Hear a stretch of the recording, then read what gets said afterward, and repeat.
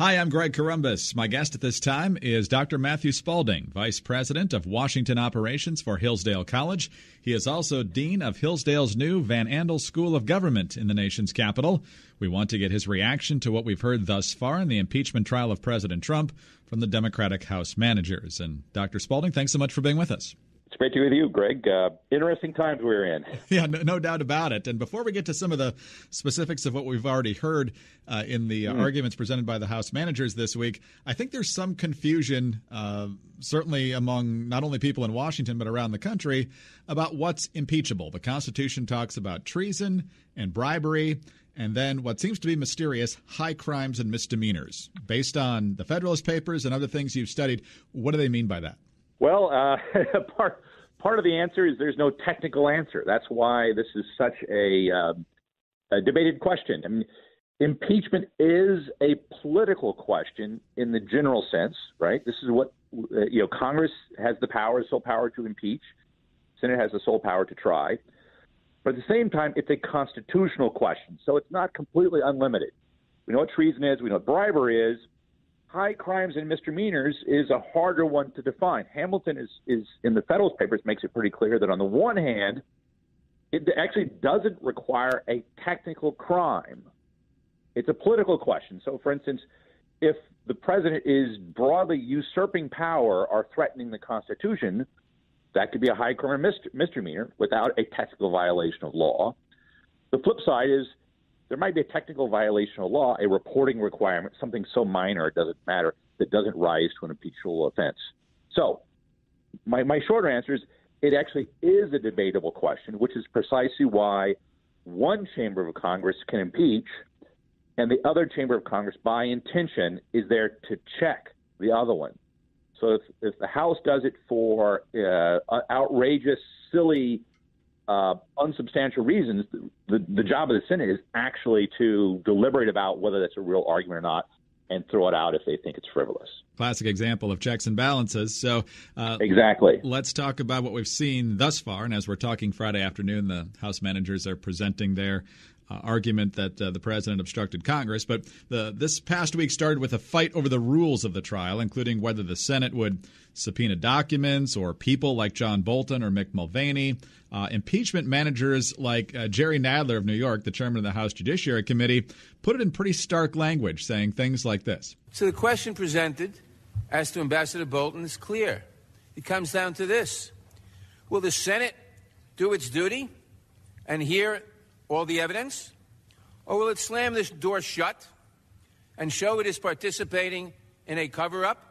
And that certainly offended a lot of moderate Republicans, which are the ones that the Democrats can certainly not afford to lose. Need to appeal to, right? Exactly. So on the one hand, you got the Democrats saying, look, this is critical evidence. Any court would allow this. On the other hand, you got Republicans saying you probably should have fought this out in court before you officially impeached him, or at least before you brought it to the Senate. So what, if anything, does the Constitution have to say on this? Good question. So we know that the Constitution says that the House has the sole power to impeach. The Senate has the sole power to try. We also know from the Constitution that each one of the House and the Senate makes its own rules. Absolutely. They can do whatever the heck they want, and the other one can't tell them what to do, which is why the whole notion of the House is trying to leverage witnesses and the Senate is absurd. But the other thing is, they each have a constitutional duty. It's not the Senate's constitutional duty to investigate the crime, to do more things than investigations. That's what the House has done. The Senate, if it wants, could have additional witnesses or bring in witnesses to clarify a point. That's what happened, for instance, in the Clinton impeachment hearings. That would be the historical standard. But the notion that somehow the Senate, I think here the Senate is on extremely strong grounds. The notion that the Senate should either complete the House's work or do things the House didn't do makes no sense. Don't think of this as a technical model of a courtroom trial. In a courtroom, you would have witnesses, and both sides would call witnesses, and this is a impeachment process. It's a constitutional process.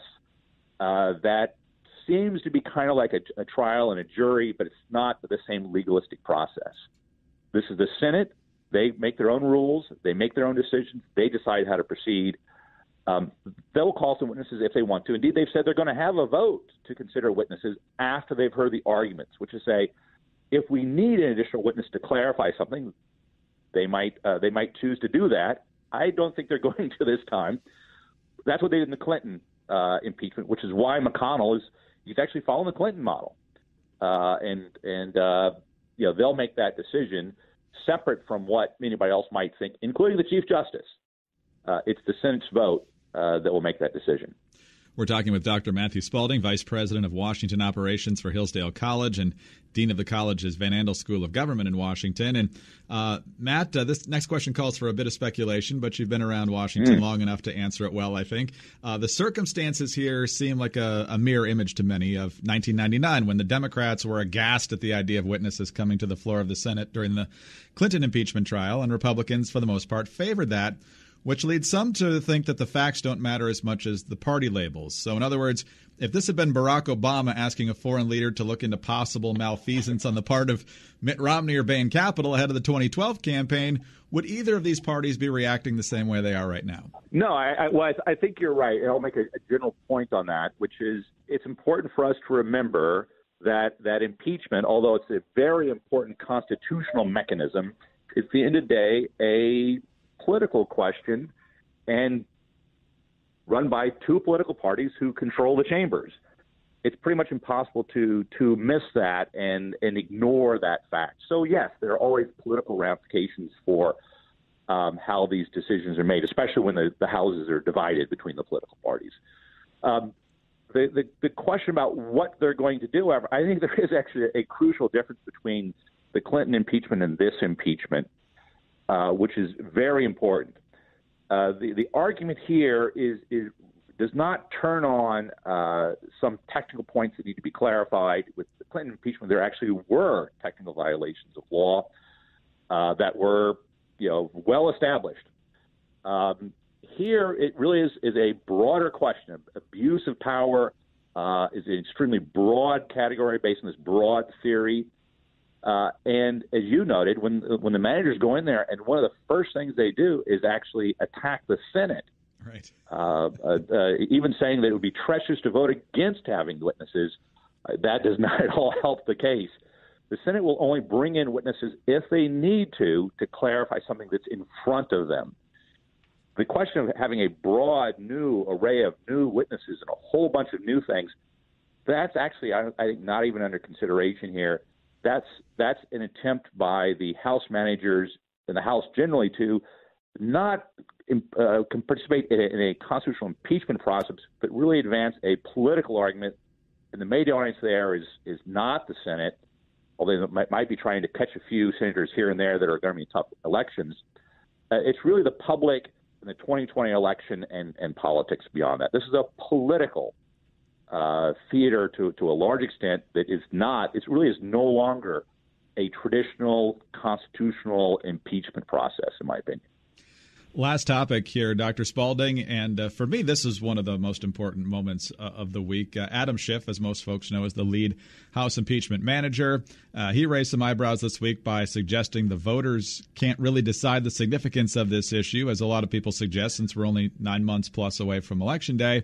Only the Senate can, because if Trump is allowed to run again, we can't trust the results. Here's exactly what he said. The president's misconduct cannot be decided at the ballot box, for we cannot be assured that the vote will be fairly won. How did you react to that? I was very much taken aback by that as well. But again, I think it's really important to kind of step back and remember what's going on here. We sometimes focus on the weeds down about witnesses or this process or that thing. The question here is whether the legislative branch should remove the executive from office and prevent them from running again, because part of the argument here is that he should not be allowed to run for president in the future, so take him off the ballot. But also in this system, even above and beyond that, is that this question can't go to the people. This is why I think we're in a dangerous point here in terms of setting the precedent, not just for this precedent, but for future presidents and future Congresses, for that matter. This is really a challenge to the idea of constitutional government. The notion that somehow we don't refer back to the people to make these decisions and has to be done by the legislative branch is dangerous. It really violates the separation of powers. The notion somehow that they can make this decision in a way that prevents it ever from going to popular vote in the first place. I think that's what I see as the most dangerous. If you add to that this broad claim of abuse of power, which is the president in exercising their authority, even if it's not illegal technically, but if they offend the party that controls the Congress, can be removed, you're essentially turning this into a vote of no confidence, into more of a parliamentary procedure, which with less and less influence by the people. Think of Cromwell, taking over, getting rid of the king and taking over control, and then despotically leading England. I mean, there's a much larger thing afoot here that I think we should be much more worried about. What's the precedent this sets for the future? And it does strike me as on the one hand, seeming to be very populist, but on the other hand, it's actually not at all populist in sort of appealing to the people for self-government. They want to make the decision, who the witnesses are, control the process, and make the decision themselves. That's a bad precedent. I think it undermines, actually belittles the idea of impeachment. I don't want to read too much into it, so I'll get your reaction to it. Does it sound to you like Schiff is setting expectations? In other words, if this election doesn't turn out how I would like it to turn out, then the results might not be trustworthy. No, I think that's exactly what they're doing. If you're playing to the public, which I think is what they're doing, this is not about the technical impeachment in the Senate. They're playing to public opinion. You're playing for that election. Yes, if the outcome, you want to figure out how do I win either way. We remove him, that'll be great. That's not going to happen, but that's what the issue is. And if we're not, how do we somehow set it up so that we weaken him in the election, but also if he goes on to win, we can still maintain the argument that was illegitimate. That's why all this is very dangerous for constitutional government generally. The system of constitutional government, checks and balances, the House, the Senate, the impeachment process, all these things were designed so that we can, even with our disagreements, have a process to deal with these kinds of questions and then move on and be able to still govern ourselves. I'm very concerned that there's a disrespect for that process, the implications somehow it's treacherous not to do this, and that we have to do it. We can't go to the American people. That really questions the whole constitutional system and the rule of law. That, I think, is what we ultimately should be worried about in the longer run. As you just said, Dr. Spalding, potentially much bigger issues than what's actually being debated on the Senate floor over these few weeks here. Thank you very much for your time, as always, and we look forward to the next time. Appreciate it. Great. So do I. Thanks. Bye-bye. Thank you, sir. Dr. Matthew Spalding, Vice President of Washington Operations for Hillsdale College, Dean of Hillsdale's Van Andel School of Government. I'm Greg Columbus reporting for Radio America.